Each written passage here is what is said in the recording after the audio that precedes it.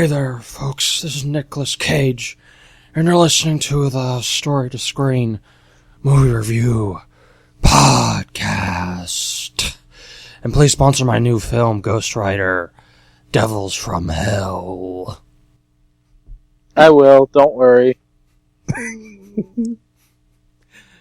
Just don't sick the bees on me, man. What do you mean? That was the best movie ever made. I think there's so many great movies out there that I've done. Hit the music.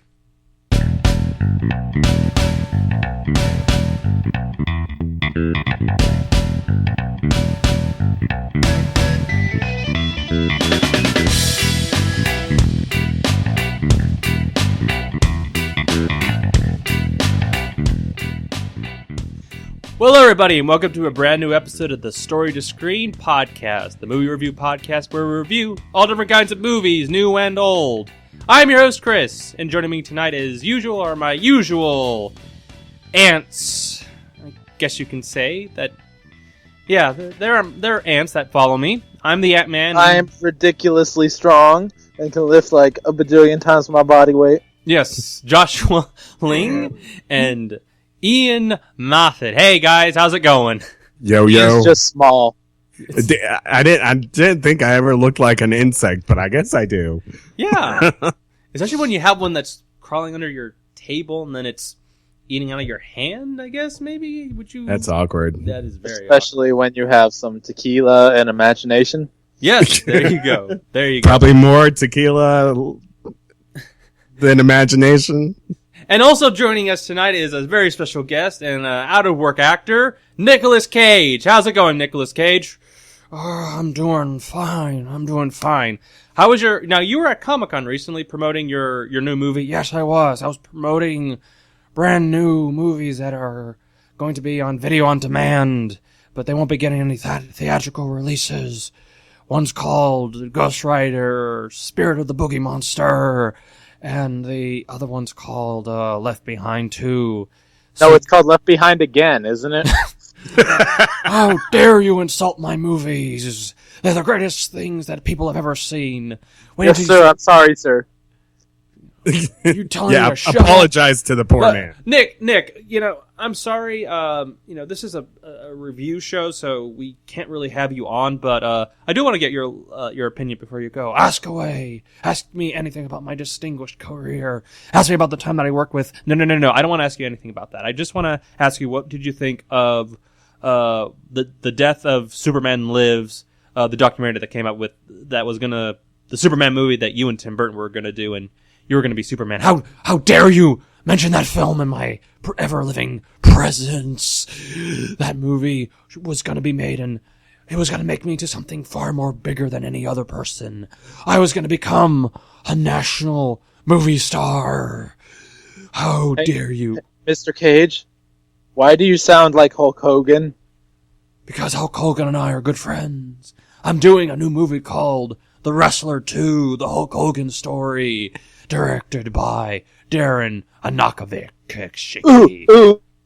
You should do a movie, Suburban Commando 2, with him. Oh, yes. I would watch that. I would be happy to do anything, because since I don't get any work nowadays. Thank you very much for your recommendations. I'm going to go now, eat some donuts, get some weight on, and I'm going to go audition for Hamlet, the Prince of Walmart. See you later. Yay! I'll go see it. Bye. Thank you very much, Nicolas Cage, for joining us on that on this episode. I hope we have you on again. No problem. Goodbye. Man, we're getting some distinguished guests on this show. I mean, this has been great. I mean, he just lived down I was driving by some street, and I noticed this raggedy looking dude, and he was holding up a sign saying, "I'll work for food or for anything," and I just spotted him, and it's like, he was with a long beard, and it's like, "Hey, you're Nick Cage, aren't you?" I used to be, but I invited him. Now he's Hulk Hogan. Yeah, I guess so. Anyway, folks, tonight's movie review will be Ant-Man, starring Paul Rudd and Michael Douglas. It's I believe the 12th film in the Marvel Cinematic Universe franchise.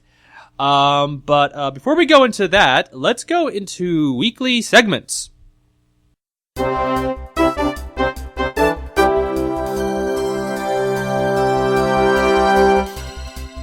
Now, folks, I know I'm back and I know I left already, but I really, really demand that you sponsor my new movie called Ghost Rider, Spirits of the Goat Monsters, and Ghost Rider 4, Boogeyman Attacks Again.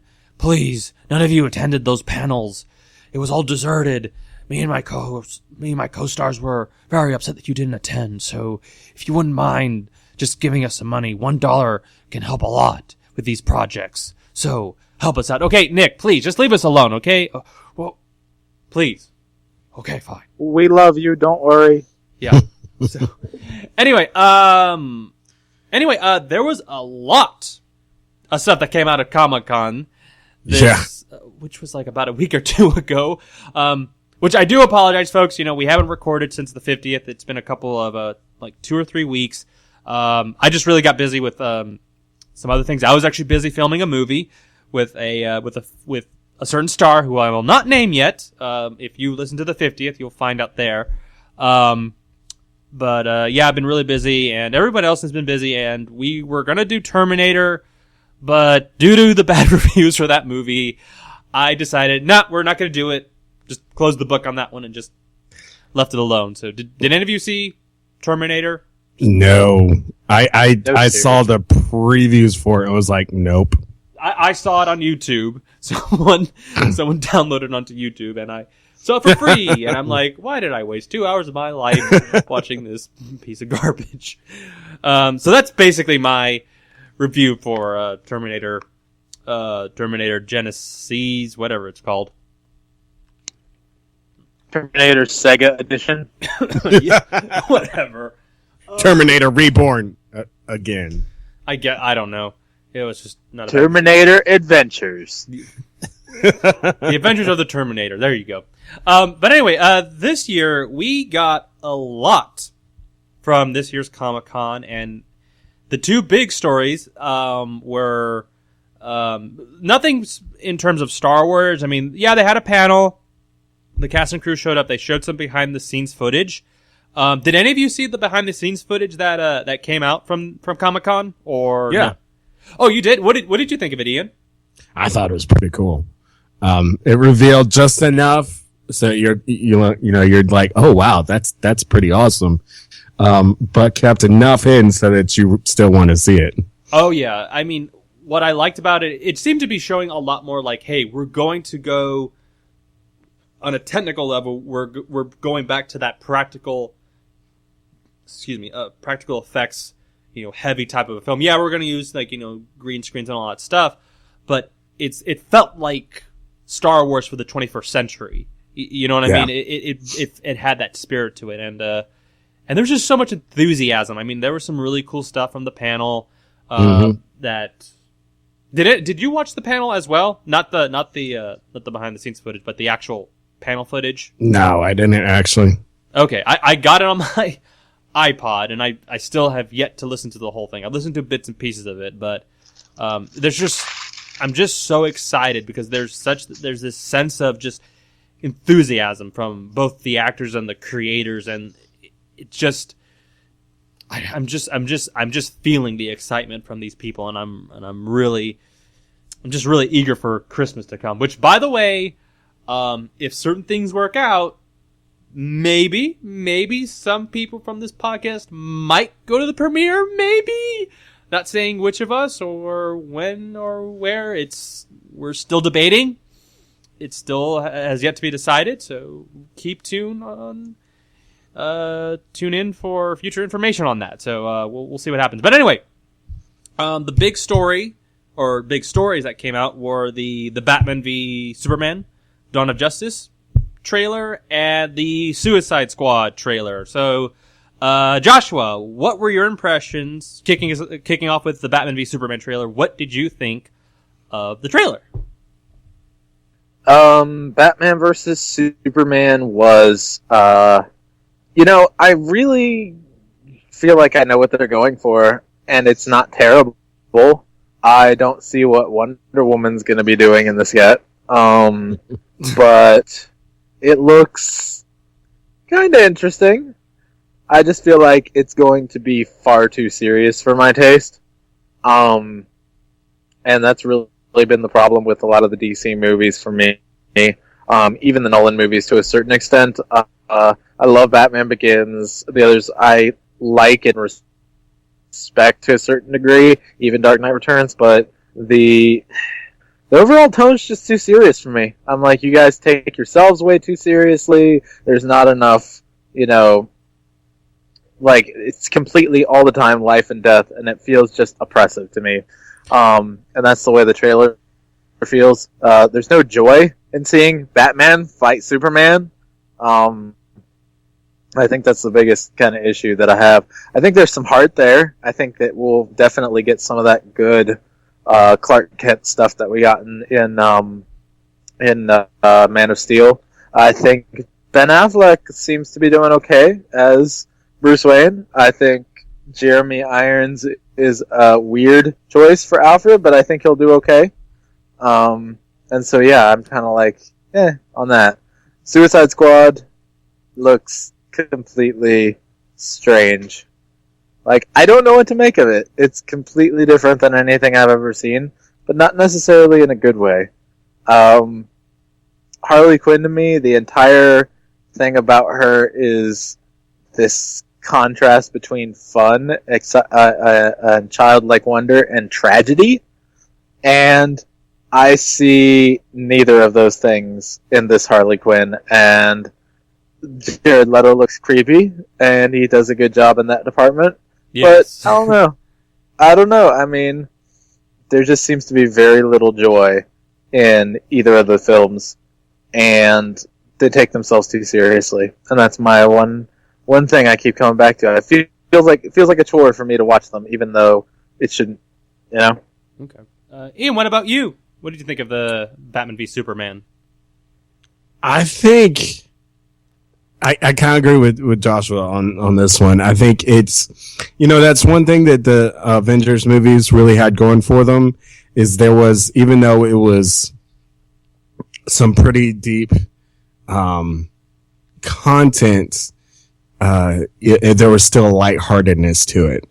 And I think the DC side of things may be missing that, or perhaps trying too hard. Suicide Squad, they could try too hard, or they could not try at all. But Batman versus Superman, I don't know. It could go either way. I've heard some people say that, what's his face, Ben Affleck, could do really well as Batman. In fact, apparently there's already talk of, another Batman movie featuring him in the works. I'll talk about that. Yeah, I heard some really interesting things about that, but I'll talk about that in just a little bit. So yeah. I don't know. Like with both of those, I'm not terribly excited about them. Suicide Squad. It could go either way. It could fall absolutely flat, or it could be a really fun film. It kind of depends on where they take it. Cause they got some big shoes to fill with all the Marvel movies. So I don't know. It's, Suicide Squad thing. I kind of dig Jared Leto as the Joker. Yeah. I think he could give a really unique spin on it. Apparently he knew what shoes he had to fill, and decided not to try to copy, what had been done before. So he gave it his own spin. And so that could be really interesting. But as far as the rest of it, I don't know. What do you think of Harley Quinn? Just because that was like the main highlight of that trailer. This is our first thing with Harley Quinn, isn't it? Like on screen. Yeah. This is live action. First one. Yeah. This is the first one. So they've got some really big expectations to live up to. I don't know much about the actress. Margot, herself. she was in Wolf of Wall Street, the Leonardo DiCaprio movie that came out like a couple years ago. I'm not a big fan of that film, but just mainly for moral and ethical reasons. Yeah. But yeah, I don't know. It's that she role looks the really. Part. She looks the part, but that role, I don't know. That's kind of a tough one to fill. Like you need someone who's really on top of things to do well in that role. I think she has what it takes. Here's what. Well, let me just go ahead and give my opinions. I liked the Batman v Superman trailer. I thought for the most part it looked like a great action. It looks like it's going to be like a solid action movie. Like that's what I think it's going to deliver on. My biggest thing though, it's like, I think. Well, Ben Affleck. I think I'm a little more confident with Affleck. Especially there was like some moments where, you see him, especially like that scene where he's looking at the newspaper and then he says, "You let your family die." And that when he looks up at the screen and that just that interconceived rage that you can that was like, that's Bruce Wayne.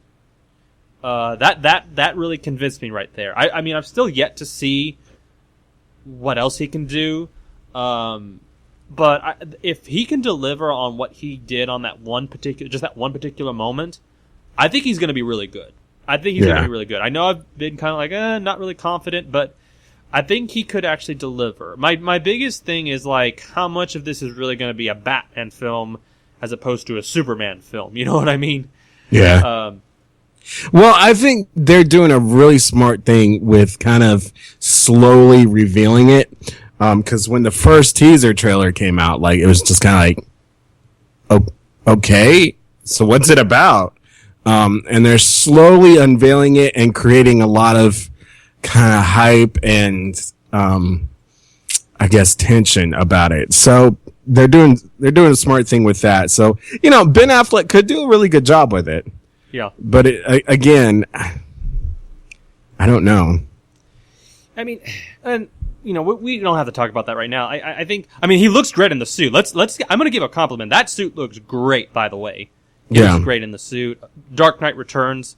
Now, Joshua, you just commented on the darkness and the lack of joy.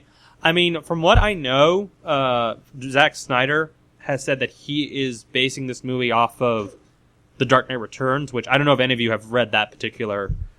I'm very familiar with it, even if I haven't read it. Yeah. So he says that he's going off of that story in terms of like the Batman stuff, which that's kind of like biggest criticism. It's like you're getting an older Batman as opposed to getting a younger guy to play the role, because with a younger guy, you can go as long as you want. He can do longer movie, or he can be in the role as long as he can. Ben Affleck, he's going to be pushing 50 in the next couple of years, actually. So, but yeah, well, stuntmen. No, I mean, yeah, I just well, and then you brought up the thing with Affleck doing another Batman movie, a solo Batman movie. He has it's been confirmed that he will be writing, acting, and directing his own Batman movie with Jeff Loeb, I think his name is, which I've got to say, that's going to be a daunting task. Yeah. For someone to do, like, direct, write, and act in his own Batman. Well, it also proves that he's a fan of Batman, which everyone's been kind of critical about. Affleck, because he doesn't care about... Yes, he does, obviously. If you didn't care about Batman, there's no way you'd accept a deal like that, To do all three multiple tasks. And it's not like... We haven't seen this before, where, an actor has, done, both Braveheart, that's and Kenneth Branagh for Henry V, and there's so many other ones where an actor has taken on multiple tasks, but on not just on a small scale project, but a massive scale project like Braveheart and Henry V. So I'm confident that he can do it. I'm just kind of wondering if it's going to really, wear him out or something like. I'm sure it will, but this is a little bit different. I mean, you're going to be playing, this muscular guy that's going to be doing all these, karate, so much karate and all these other things. And like I said, though, he's in a mask and you got stuntmen. I mean, but I mean, he's going to definitely dedicate himself to doing much of that physical stuff. It's just like, this is a little, I think this is kind of a little bit different from maybe some of those other films, and maybe not if you kind of think about Braveheart, because Mel Gibson definitely had to push himself to do those, fight scenes and all that stuff, the battle scenes. But I'm sure he'll probably get some help, because I think that might actually be too much for one guy. But yeah, we'll see what happens there. Okay, now Suicide Squad. Well, I did want to say one more thing about the Batman v Superman trailer. I feel so sorry for Henry Cavill, because every time he's been on press tours and all that stuff, everyone's been asking him, like, oh, what's Ben Affleck like as Batman? What's Ben Affleck like as Batman? It's like, no one's asking him about his character in this movie at all. It's like, everything's all about Batman. And I'm like, poor Henry, who signed on for Man of Steel. He's a great actor, too. Yeah, absolutely. And it's like, no one's been asking him about anything about this movie. Well, he's already established himself as a Superman, so I think people aren't really that curious about what he's going to do, because we kind of know. Yeah, but no one's been like asking, like, oh, what's your arc in this movie? What is Superman going through in this movie that's going to lead him up to... Right, but they can't usually answer those questions because of spoiler reasons. Yes, you can. I mean, you can't get into spoilers, but you can definitely talk. You can do the build-up, yes, but, people, like you said, they're kind of not interested in Superman, sadly. Yeah, and it's sad. It's really, really sad. He was definitely a highlight of that movie. Gal Gadot's Wonder Woman, I think she is so gorgeous, and I mean, I'm still kind of baffled that they put her in the movie. I don't know why Wonder Woman is in this movie. Yeah, dude, that is so random. So random. I think there will be a reason. I don't think that they're just dropping her in because, initially the whole thing, like the way they announced it and stuff, sounded like just a big cluster of nonsense. And, it just sounded so weird. Yet, honestly, like seeing the trailer, you can tell like what they're going for in their story. And the problem is how they fathom execute it well. There's so much to execute all at the same time, and I know we said that about Avengers and stuff, so I'm not completely convinced that it's gonna be bad like a lot of people still are. I just don't think. I think the lack of joy is going, like I said before, is going to be the thing. The obsession with darkness and the fact that they're trying to be gritty and realistic, but the more quote unquote realistic they get, the less and less real they get, because people actually have emotions like humor and laughter and happiness, even and defensive laughter. In fearful situations, and the more and more dark they get, the more and more unrealistic it gets. And my biggest fear is that we're going to get another Man of Steel ending. Like, it's going to be, mass destruction all over again. Because, you know what? You want to know what I've heard about this movie? Do you want me to go and say what I know about the third act from what I've heard? I don't care. Just everyone else who does care. Plug your ears or skip ahead. Okay, yeah. Skip ahead 30 seconds or so. Spoiler alert. Do you want to know about this, Ian? Or yeah, okay. Sure. Okay, from what I'm aware of, from what I've heard... Now, you saw the General Zod body. Remember that? We saw General Zod's body in the trailer, which that was interesting. But from what I have heard, that's going to be an outlet for how Doomsday is going to get into this movie at the third act. Okay. And basically, what's going to happen is that somehow Lex is going to tamper with Zod's body, and then all of a sudden it's going to go haywire, and then Doomsday comes out, and then he's going to wreak havoc. And I'm like, you're just shoving just nonsense in there just to have an action beat. That's what it feels like to me. And Doomsday is a really great character. I mean, you could do a whole movie about that, but that feels to me like that's going to be third act material. Well, go ahead. Yeah, I can see that happening. But you got to also consider they're running a few years behind Marvel. Marvel's already established themselves in their storyline. DC's got to play catch up. But you don't. It's like, do you need to? It's like just give us a solid Batman v Superman movie, and then you can do whatever you want. And Suicide Squad, you can do whatever you want after that. But that's what it feels like to me. You're just shoving garbage in there just for the sake of just thrills and seeks. But I don't know. I mean, I don't. I've yet to hear if the Doomsday thing is officially confirmed. But we'll see what happens. Oh, and then one more thing. What did you guys think of Jesse Eisenberg's Lex Luthor? Oh man, I like it. I like it. It's an interesting choice. My first reaction was, wait, what? But I can see it working. Josh, what about you? I really have no thoughts on it. Like, it doesn't turn me off or get me going. It's whatever. I mean, I've heard people say, like, I don't like this choice. Even after the footage, people are like, I'm still not convinced. I actually am getting a Gene Hackman vibe from him at times, especially like there at the end where he says, "The red capes are coming. The red capes are coming."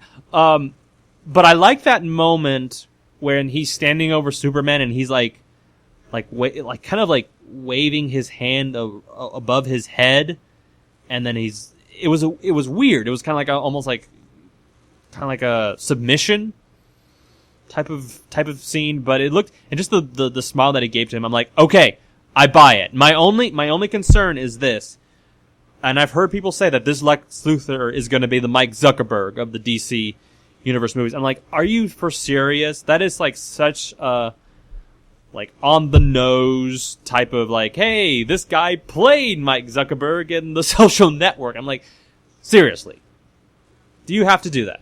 Anyway, I know we have to get on with the review, but let me just bring up Suicide Squad. I've never read a Suicide Squad comic in my life, guys, and I'm not really that interested in this movie, to be very honest. It seems like, honestly, I think it's going to be a very adult movie.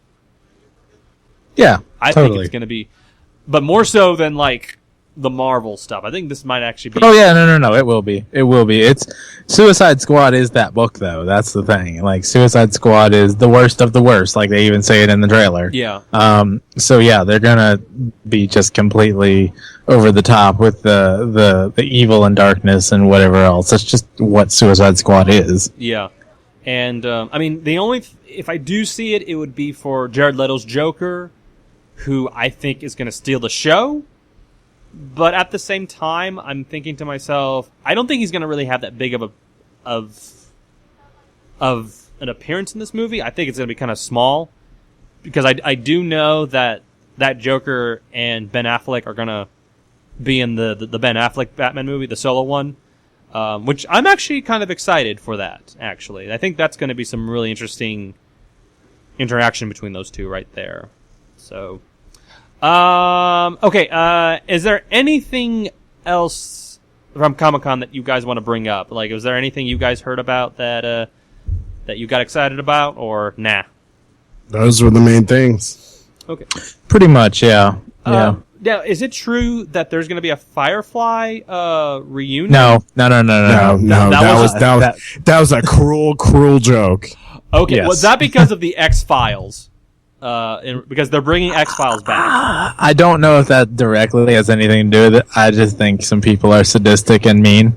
And and Joss Whedon has said many a time that while he would like to, in story form, go back to Firefly and like write more of the stories, because the problem is they capped it off with Serenity. Mm-hmm. And so you can really only do midquels unless you do a complete reboot, and he's not interested in doing a complete reboot. Yeah. So that's it then. So let's go ahead and jump into our review for Marvel's Ant-Man. Scott, I've been watching you for a while now. You're different. Now, don't let anyone tell you that you have nothing to offer. Second chances don't come around all that often. I suggest you take a really close look at it.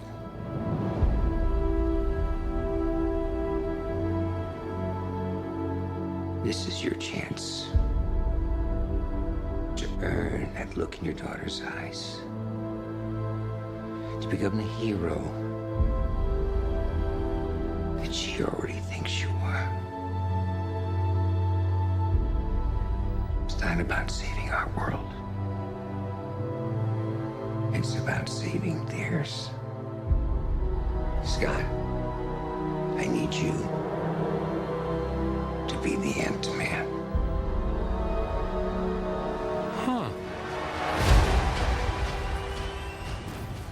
Hit the Latino music.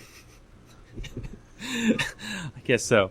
What you just heard was the trailer for Ant-Man. It stars Paul Rudd, Michael Douglas, Evangeline Lilly, and directed by Peyton Reed. This is the 12th entry in the Marvel Cinematic Universe franchise.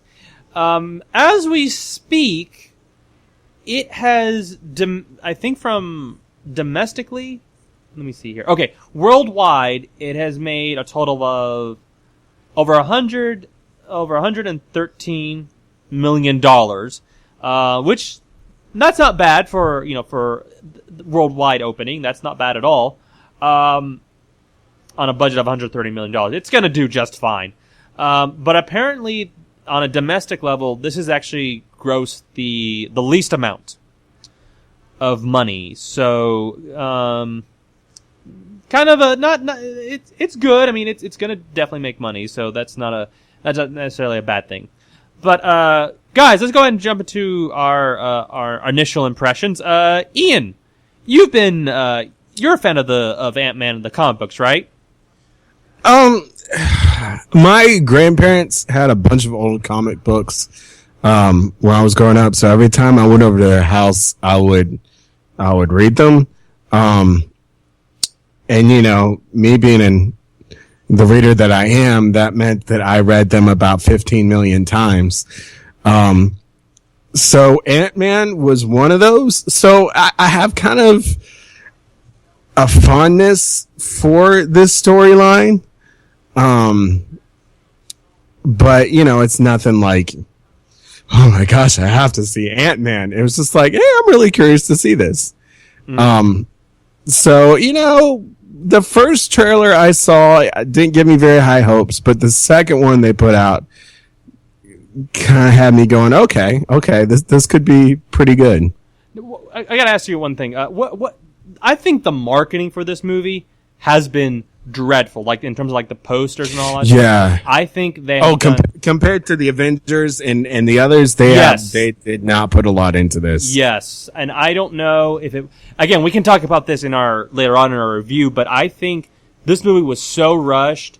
And if you look like on the IMDb page, that poster there, and it's been the main poster, I do not like that poster. It's the one sheet with Ant-Man in the forefront, and the characters are behind him, and I guess they're trying to evoke like a Japanese 1950s type of movie poster, monster movie, but it's not working, and I don't know if it just doesn't look good. It kind of gives the movie the wrong impression, or people the wrong impression of the film. But yeah, I have not been impressed with the marketing. Now with the actual film, Ian, what did you think of the actual Ant-Man film? It tried too hard. That was what I walked away with. They just tried too hard to be like the Avengers. The dialogue was trying really hard to be super witty and fell really flat in some parts. The acting was a little overwrought in some parts. Some of the special effects were a little bit, been there, done that. The plot line was a little confusing, a little disjointed. The whole training sequence was just kind of meh. So it was a good film that could have been better. Okay, so it just sounds like you were disappointed by it. So a little bit. I mean, I enjoyed it overall. I think it's kind of a fun movie, but I was a little disappointed. I think they could have done better. Okay. We can definitely talk about Edgar Wright's and the involvement of Edgar Wright in this film. Joshua, what are your initial impressions on Ant-Man? there are all kinds of TV shows where you have that one episode. This felt like that one episode in the Marvel Cinematic Universe. And I don't mean that in a bad way. It is delightfully different compared to a lot of the others. It has a lot of problems. It has a lot of... in a way, it's almost like Hank Pym, the character. That's true. Yeah. He has a lot of problems. In the comic books, let's get this out of the way. Hank Pym was a wife beater. Really? Okay, never knew that. He had some severe mental issues at various times. He continually tried to reinvent himself. And he generally was one who tried too hard, like Ian said, because he was Ant-Man. He kind of got dragged through the mud by all the other Avengers and things like that, and that's kind of what this movie is. But at the same time, that's kind of why it's endearing. To me, this is one of those movies that I would turn on when I'm not in the mood for a Marvel movie necessarily. Like, I'm looking through a shelf of Marvel movies, and I don't know what I want to watch. I don't have any particular want to go back to some of the best ones or anything. I'd pick Ant-Man. And that's a compliment. It's very, very different. My biggest nitpicks of the whole thing, though, were the dialogue felt rushed, where it needed to be calm and serene in order to let the emotions sink in. Mm-hmm. And Evangeline Lily as Hank Pym's daughter was completely unlikable through the first half of the movie. And as a result, that actively worked against her character development. So those are very technical things, but yeah, they were the biggest glaring issues for me. So that's kind of my thing of Ant-Man. It is that one episode of that TV show, you know? And it just doesn't. It has some good parts in it, but it just doesn't work as a whole, both on its own and as a part of the film. Well, it does, but it's strange. We'll talk about those a little. Well, go ahead. Yeah, real quick. It's like basically I'm talking to you right now, and then all of a sudden my voice gets weird and nasally for just a second, and then it kind of goes away, and you almost don't even notice it. So it will continue in the Marvel cinematic universe, and it does a fine job of all that, but it was just kind of a weird beat, you know? Yeah. I think it'll play out well in the whole Marvel universe thing. It'll be interesting to see how they bring it back in, but yeah. Okay. My impressions. I'll probably be a little bit more positive in terms of. I mean, I really enjoyed this movie a lot. I had a nice time, watching it in the movie theaters. And I think it was just a fun popcorn muncher, and just sitting there and just had a good time. And it never failed to entertain. That's one thing.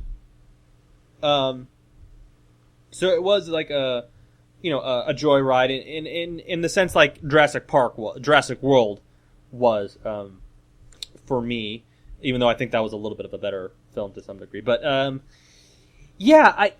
I can't, I guess because of all the stuff that's happened behind the scenes, with as for many of our fans and for many people who know, Edgar Wright, who directed Scott Pilgrim vs. the World and Shaun of the Dead, was going to direct this film at one point in time, and I think it was like a month or two before principal photography was about to begin. He left the project due to what they say is creative differences. But I'm going to be very honest, I'm not buying into that, just from what other things I've heard, which I'll be happy to share. But I guess it's very hard for me to judge this movie and say like, well, this movie was just lacking, Edgar Wright, and I want to judge on its own terms, but I think I just look at this film, it's like, you know what, this movie was just tampered with on a corporate, level. I think, and you can tell that all these behind the scenes behind the film really affected it. Did any of you get that sense at all with this movie, that it was definitely affected by all the behind the scenes drama? I guess I can see that. There's a little bit of a disjointed feel to it, so I can, I can see that. Yes and no. Like, to me, it's like a thing where, look, regardless of whatever corporate nonsense and political stuff you have to deal with within your company, you still got to put out a good movie. And I'm not saying you're saying it's an excuse, but it's no excuse. They still have to put out a good movie, and I think it's still a good movie. Is it as good as it could be? No. Would Edgar Wright have done better? I don't know. I can't say. I think that's enough. So you say yes, yes. like automatically, and that's fine. I just don't know. Well, here's the thing. Look at his track record.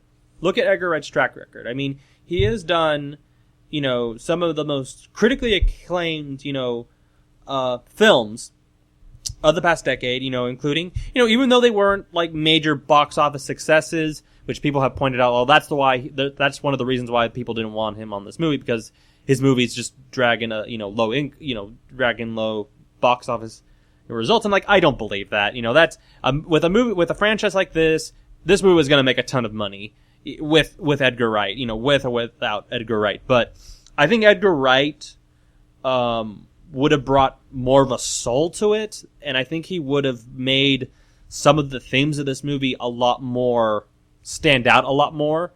And that's some of my problems with this movie. It's just there's kind of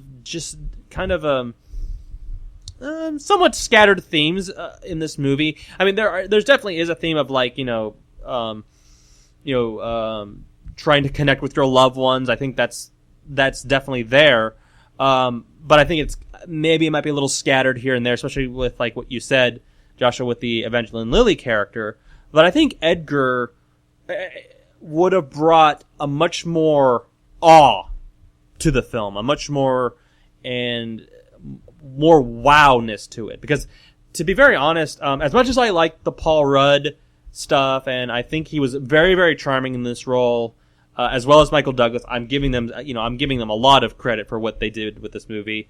But I felt like the Ant-Man stuff in particular was kind of underwhelming.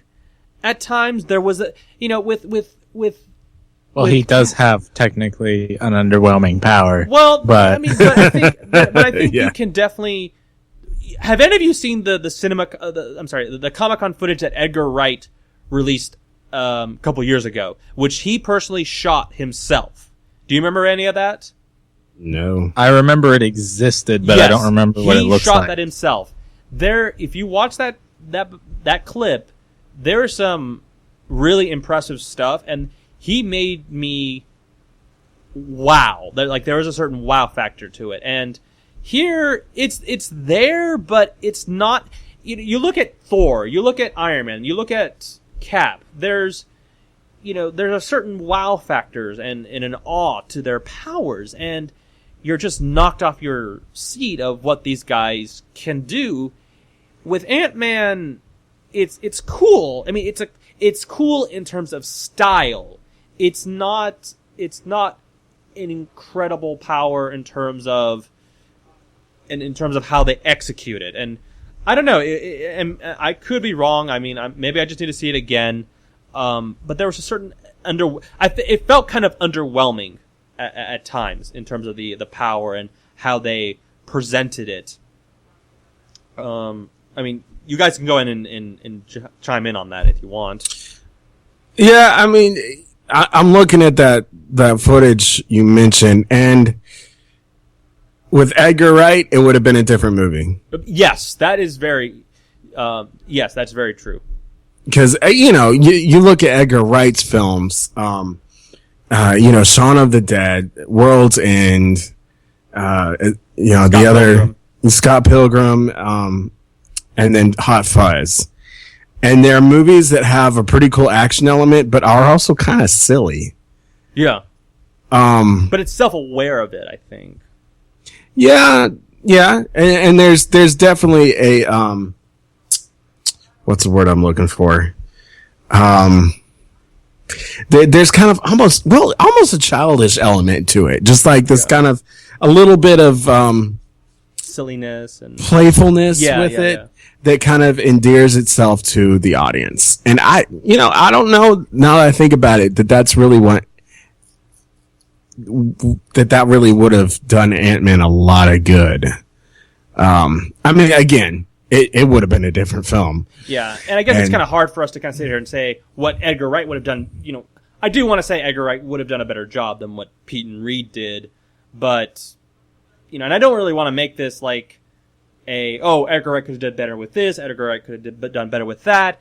I mean, I think there will be some moments where we can say that, okay, yeah, that's an Edgar Wright moment right there, or that feels like Edgar Wright, or okay, that will definitely happen, but yeah, I think we kind of have to kind of depart from the Edgar Wright stuff and just kind of judge the film on its own. But do you want to chime in on this, or are you done, Ian? Or is there anything else you want to speak about? No, I'm done. Okay. Yeah. Josh, what about you? As far as Edgar Wright goes, I don't know enough about him and his filmmaking. Like, I know what you're talking about and stuff like that, but I just feel like, coulda, shoulda, woulda, coulda, Mm-hmm. So that's kind of how I feel about it. Okay. But judging on the film, I mean, do you think Peyton Reed, who has done movies like I know his track record. Yeah, they're not the greatest. As far as that goes, do I think that Edgar Wright could have done a better job? I don't know. Don't know. Just judging on what Peyton Reed did, just kind of kind of judging on what he did. And here's my biggest thing. It was just surprising for a studio who has made. Let's be very honest. Marvel is loaded right now. They have probably got $400 billion, or probably even more, in their own bank account. I mean, they have plenty of money. And the thing that just gets to me is, like, I'm looking at this movie and I'm like, where is the effort? Where is the money? Where are they? I just didn't feel like Marvel was putting any effort into this film at times. And I don't know if it's because they wanted to rush into production with this film. And look, from what I've heard about Kevin Feige, I'm just going to say it right now, and I know people are going to be very mad. Kevin Feige, from what I've heard, is the devil in disguise. There you go. I've said it. I think he's just a Walt Disney who really rubs a lot of people the wrong way. But okay, yeah. So let's go ahead and just get away from some of that stuff. But what did you guys think of Paul Rudd? I thought he was very charming in the role. I thought he did a really good job. But what did you guys think of Paul Rudd? He was very Chris Pratty, but in a good way. But in a very good way. Both of them have similar styles to their acting. I feel like a lot of his jokes were more Paul Rudd than Scott Lang. Mm-hmm. If that makes sense. Yeah. A lot of his jokes in the dialogue and whatnot felt very Paul, you got a line for this? And he's like, yep, got it. And he just says it, whatever, instead of actually being written for the scene. That's the way it felt anyway. Whether or not he actually did any improv, I don't know, but it felt that way. It kind of felt like he was the insert yourself here character. You're going on this adventure as Scott Lang. It feels more like the character that you play in the video game that's meant to be generic and you fit into that role. And that's not necessarily a bad thing. But the story felt like it surrounded him instead of him participating in the story. Like he wasn't really going on an arc. He was just there. Yeah, he didn't. Let's be honest. He didn't change that much from the beginning of the movie to the end of the movie. Well, you definitely get the sense that he wants to be reunited with his daughter. Sure. And he's trying to find I mean, you can say that that's his arc. He's trying to better himself. Right. No, he definitely has an arc, but my point is he doesn't necessarily learn a lesson. He doesn't necessarily learn a lesson. That's the difference. Yeah. The lesson that they're going for is like sacrifice, but he was sacrificing to get to his girl like before, he went on this big adventure. So it's kind of like he didn't have to make a choice that was different than what he was already doing. It's just that the fantastical route turned out to be the thing that saved the day in the end. Yeah, and I mean, I liked what he was striving for. And another thing too, I'm sorry, Ian, you probably want to chime in right now. Let me go ahead and let you chime into this. I'm sorry. You probably want to go ahead and talk about Paul Rudd. No, I think he did pretty well. I think he's like Josh was saying, he's very Chris Prattish. So there's kind of that endearing underdog feel that he brings to a lot of his roles. So I think honestly, actually for him, I think he kind of exceeded my expectations for how he did in that role. Yeah. And that's another thing about this character, that he's kind of, and we can definitely bring in the Michael Douglas aspect into this movie, because one of the unique things about this movie that I liked was that he was Scott was the representation of the 99% in terms of the social class. He was the bottom, the middle or he was the lower class, so to speak, and Michael Douglas was the representation of the higher class. The man who has everything, the man who has all the wealth and attention. Scott is the representation of the lower class, but there wasn't like this envy or hatred towards the higher class or Hank Pym, Hank Pym or anything like that. I think what you were trying to talk about earlier, Joshua, about he's not really going through an arc. Do you think it would have worked if his character realized that he needed to better himself? He's looking at Hank Pym, he's looking at himself and like, I need to try to prevent myself from not becoming Hank Pym.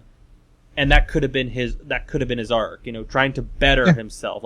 And that's a thing that could be totally. That could have been a much more interesting arc, in terms of, because lower class people, they want to strive for better things. They want to better themselves. But does he really go through that in this movie? Does he really go through that? I don't. Yeah, he kind of gets dragged into it, which. Okay, let me make a comparison here.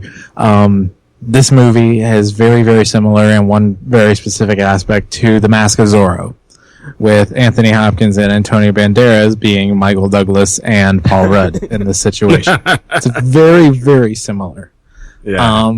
And so in the Mask of Zorro, I felt like there was a more complete arc because we focused on the fact that Antonio Banderas had lost everything. He was on the brink of suicide, basically.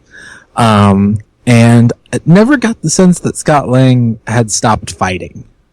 Like, he was going to keep fighting no matter what. And I think that is admirable, and we admire him for that, but we don't have a choice. That's the thing. Like, there's a part of the hero's cycle missing here, and that is the choice to go on the journey. And while we do have Hank Pym continually saying, you need to make a choice, and all this stuff, like, Scott Lang, there's no sense that he's conflicted about making the choice. There's no sense of anything like that. And so, yeah. Mm-hmm. And then kind of tying into Michael Douglas, and I'm going to just say it, I thought Michael Douglas did a fantastic job in this movie. I really, really loved his performance as Hank Pym, and it's just showing you, they're trying to reach out, for more of these, iconic actors, and they did a fantastic job with the makeup work in the very beginning of the film. You know, just making him look, you know, younger and all that stuff. And oh, you have to go, Joshua. Joshua. Yeah, I do. Okay. Sorry about that. Okay. Goodbye or good night. All right, y'all finish it up. Have a good one. All right, you too, man. This is a first time for us. Someone leaving in the middle of the episode. I know, right? Okay. Okay. Well, this is interesting. This is all odd, but Yeah. What did you think of Michael Douglas? I thought he did a pretty good job. He gave a good oh goodness, what's the word I'm looking for? A good deep role, a deep feel for Hank Pym, and was good at giving that idea of history, and that things weren't exactly kosher, so to speak. That there was a lot in his past he had to deal with and struggle with, and obviously Michael Douglas, being a great actor as it is, he did a very good job portraying that. I mean, he's the son of Kirk Douglas. I mean, how can you get if you're going to be descended from a great actor? I mean, what better choice than to be descended from him? But what I liked about him specifically and the Scott Lang relationship was that they're kind of polar opposites of one another, and you know, kind of tying into the social class aspect. You know, Hank Pym has everything. He has the wealth, the status, but at the same time, he doesn't have a very good relationship with his daughter. Mm-hmm. And I think that was, you know, an interesting, you know, choice. And but I think the problem though is that I didn't really buy Evangeline Lilly in the role on that. Yeah. I'm kind of in the same boat with you. She was the first half, like you or Josh was said, like just wasn't. It didn't work very well. I think the circumstance between them was kind of like, you know, he wasn't really. Okay, just correct me if I'm wrong. Was she mad at him because he wasn't telling her about what happened to the mother, which that is made very clear, or was it because he wasn't taking enough time to taking the time to spend time with her? Well, the feeling that I got was it was kind of the both and. Like he had done some things that were not very good, especially with her. And just the fact that he never really, he kind of abandoned her after her mom, yeah, you know, supposedly died, and never told her what happened. You know, that's enough for anyone to kind of hold a grudge there. But I think it was also Hank Pym being Hank Pym. You know, in the original comics, because of, you know, what he was doing in the technology he was working with, he developed some split personalities. So, okay. You know, of course, that's not specifically mentioned in the film, but that's kind of the backstory for the comics. And so, you know, there's probably some tension with that as well. You know, well, it's kind of hinted at, actually, now that I think about it, that the working with that suit had messed with his mind and it affected him mentally. Yeah, I wish they showed more of that. And that's the problem with this movie. They just show, they tell, don't show. Like, the only thing you get is that the flashback with the mom, you know, kind of making the final sacrifice, but you don't really get a sense of what that relationship. You don't really get much of a sense of what this relationship between Hank Pym and his daughter is really kind of like. And I think another problem too is that I just don't know if Evangeline Lilly has the chops to make you believe in a character like that. And I don't know what it is with Evangeline Lilly. I mean, I think she's a very gorgeous woman. Yeah. And you know, we know her from Kate from Lost. Mm-hmm. And the last two Hobbit films as Tauriel. And I think she's been okay, but I've just never been that impressed with her as an actress. And I could just tell that she was play acting as opposed to making you believe in the character. And you could tell, like, oh, she's having fun. You know, she's having fun on the set and she's having fun with this character, but she's not making you believe in this character's emotions or in her struggles or what she's feeling. Yeah. I mean, did you think she did a good job, or do you think you just didn't buy into her acting? Yeah, I mean, it was tough. There wasn't a whole lot of, kind of like what you said, there wasn't just a ton of depth in her performance on this one. I mean, in Lost, you know, she was pretty good. She filled her role fairly well. You know, she's fairly memorable in The Hobbit. She's developed a fan base. Let's just get that out of the way. Well, I mean, when you have a face like that, how can you not? But yes, exactly. You know, it's just one of those things. But yeah, she didn't really stand out very well in this film. And when we got to the mid-credit scene, when it's finally revealed that she's going to be the Wasp, which I'm like, okay, yeah, that's why you got Evangeline Lily for, you know, to have her in that suit, and I'm sure she's going to look good in that suit.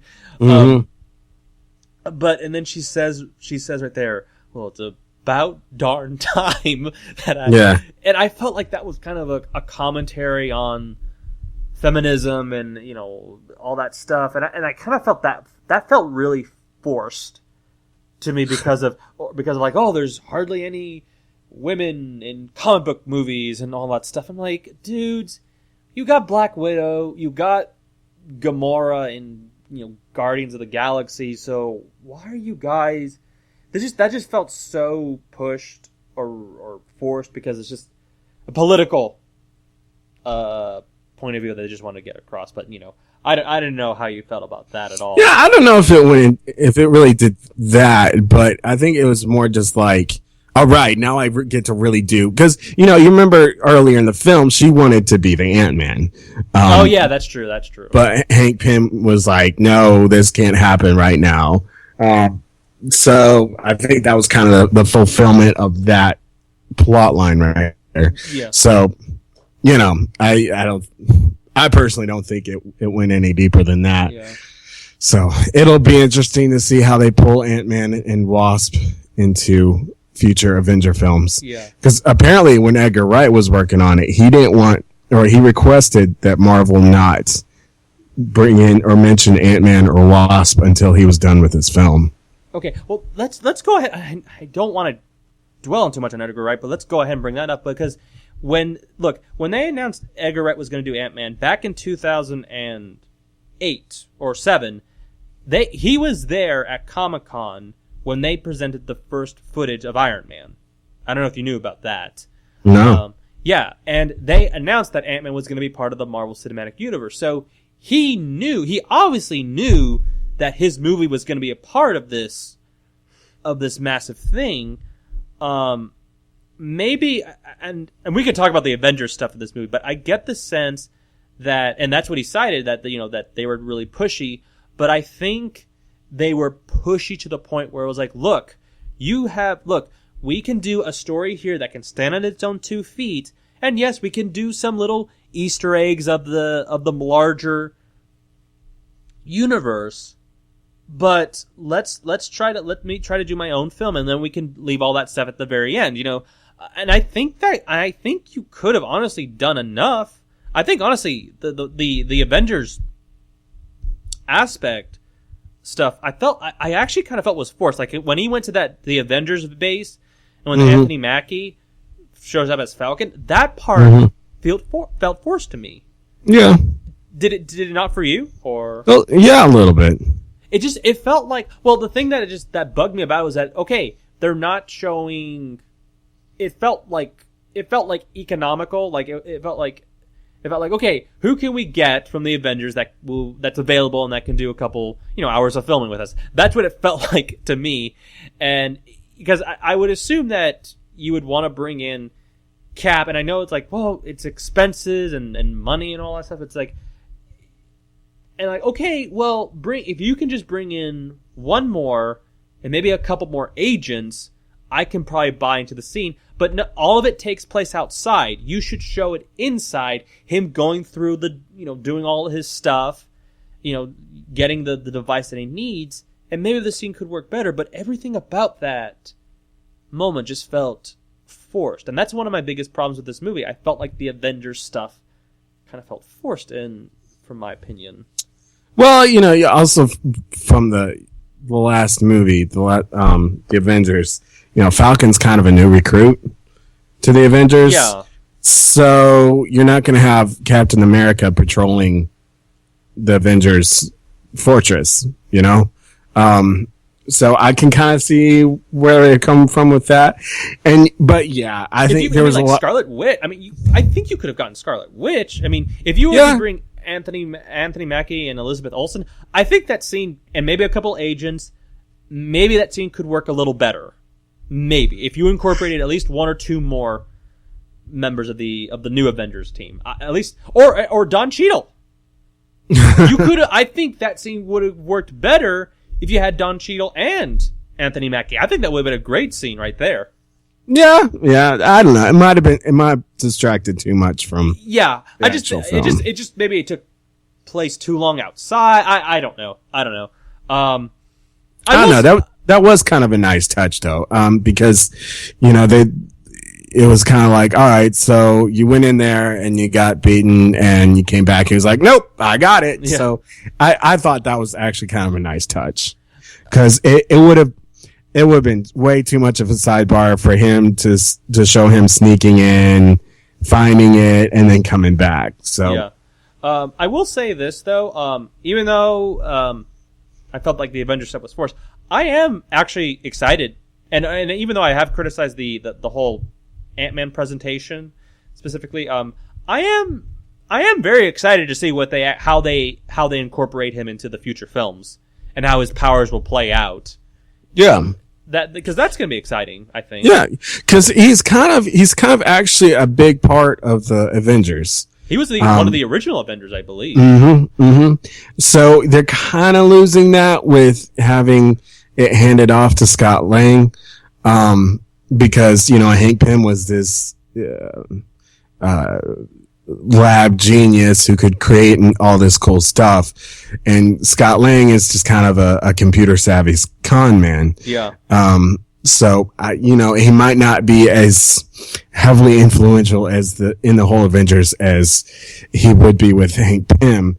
But yeah, like you said, I'm pretty excited to see what they do with him. Yeah. I'm actually, my only thing though is that, well, he's going to be in Civil War. That has been confirmed, which that movie, I'm getting a little, not going to lie, I am a little concerned about that movie being kind of a little overstuffed. It's just not feeling that much like a Captain America movie anymore. It's feeling more like another Avengers movie as opposed to Cap. Yeah, it'll be interesting. Yeah, it will be interesting. But, and I am kind of hoping that they'll bring Michael Douglas, because there's still a little bit unresolved issues with him and S.H.I.E.L.D. and Stark and the Avengers, and he wants to keep the powers away from both organizations, and which, by the way, cool way that they managed to pull in Hydra just really briefly into the story with the with Darren Cross, the Yellow Jacket.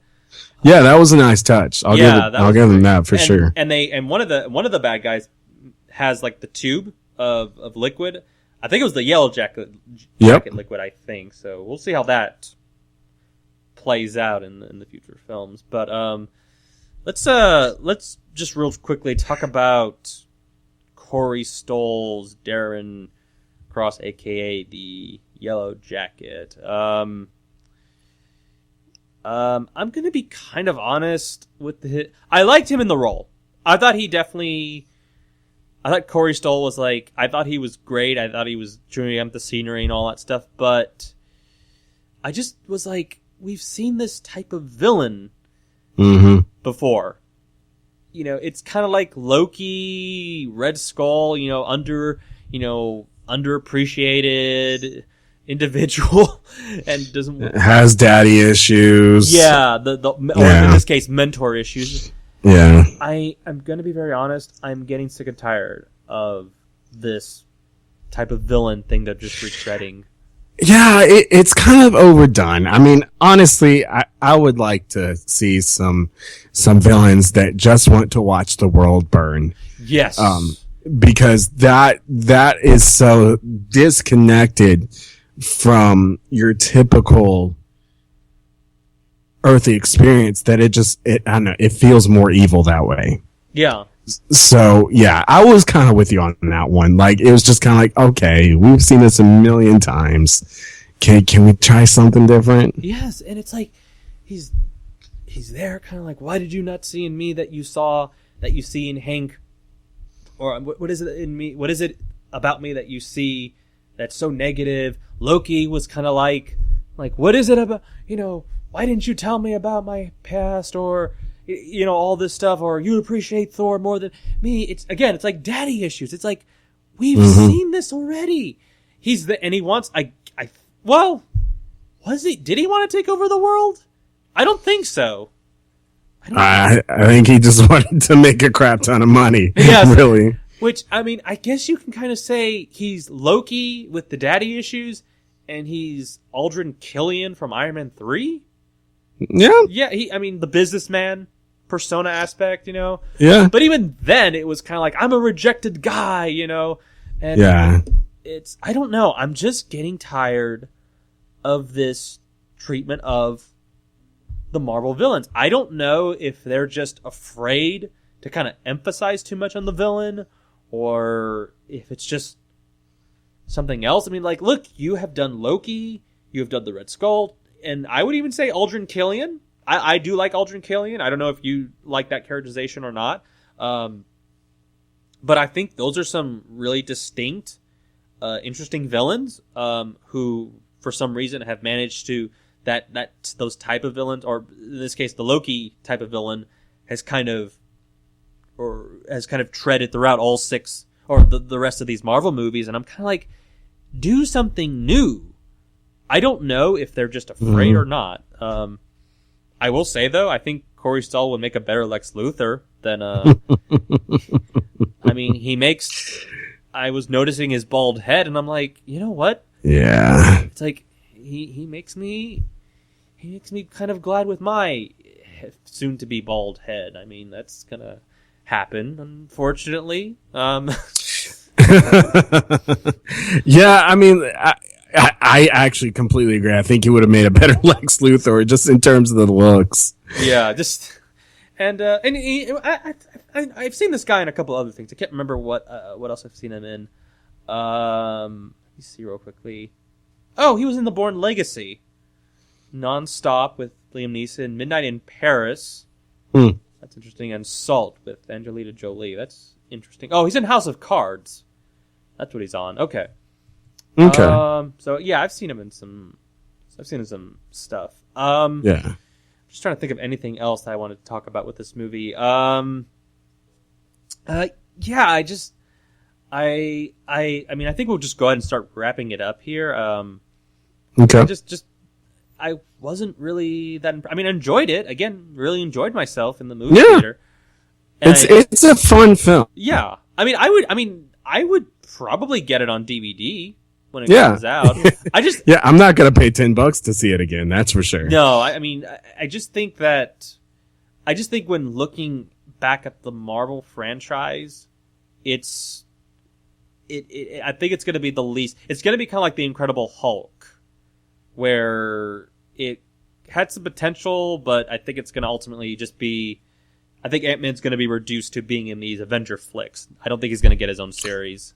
No, it's kind of, the Hulk was kind of a build up to the Avengers in a way, because they had to recover from the original one. Yeah, but they haven't done a sequel, like a standalone sequel. I don't know if Ant-Man. Well, that's a tough character to really do much with anyway. Yeah, you've kind of got it covered when you deal with the origin story and all that stuff. So I can see why they haven't done anything more with it. And besides, that's goodness, that's a lot of movies. I mean, so go ahead. Go ahead. No, I was just gonna say, I think I agree with Joshua. It's Ant-Man is that one episode, that, you can't help but still love just because it's still part of the overall show, but it's just kind of like, it's not the one you would prefer to go back to. Yeah. And looking back on it now, because this is actually the end of the phase 2 films, actually. So, I think this was kind of an anticlimactic note to end on, because the first one, phase 1, ended with the Avengers, and people will say, like, well, maybe it should have ended with Avengers 2, and maybe I would agree with that. But then people will say, like, well, why didn't Ant-Man appear in this one? But it's like, you don't have to incorporate him into this movie. You could just set him up for the next one, but I don't know. Mm-hmm. I mean, I think this movie is going to probably do 500 million worldwide. I mean, is that far-fetched? Or do you think this movie's going to do more than that? I don't know if it'll do more than that. I mean, it's like right now, again, it's like made over $100 million. So it's off to a good start. And I think it's going to do very, very well. But yeah, I don't know. I just don't know if it's going to be strong enough to be a franchise on its own 2 feet. Like, I don't know if there's going to be an Ant-Man 2, that type of thing. Yeah, who knows? Only time will tell. Yeah, its initial opening weekend really wasn't that great. Yeah. But, we'll see what happens. I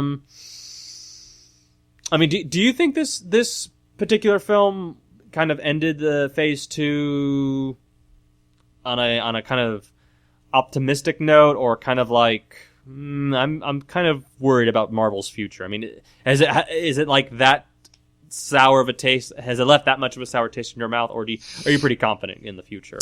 I'm pretty confident. After Age of Ultron, the original Avengers, the second Captain America, I think the only thing that has me at all worried is Joss Whedon's lack of involvement. Yeah. Yeah, and I think my biggest... Well, and then, I hate to go back to, Kevin Feige, but... did you hear about the stuff that happened between him and Whedon on Avengers 2? No, I don't think I did. Okay. The reason why, and, obviously, I know you like the film a lot, but apparently from what I have heard, my inside sources telling me that Feige and Whedon did not get along this last time around. Okay.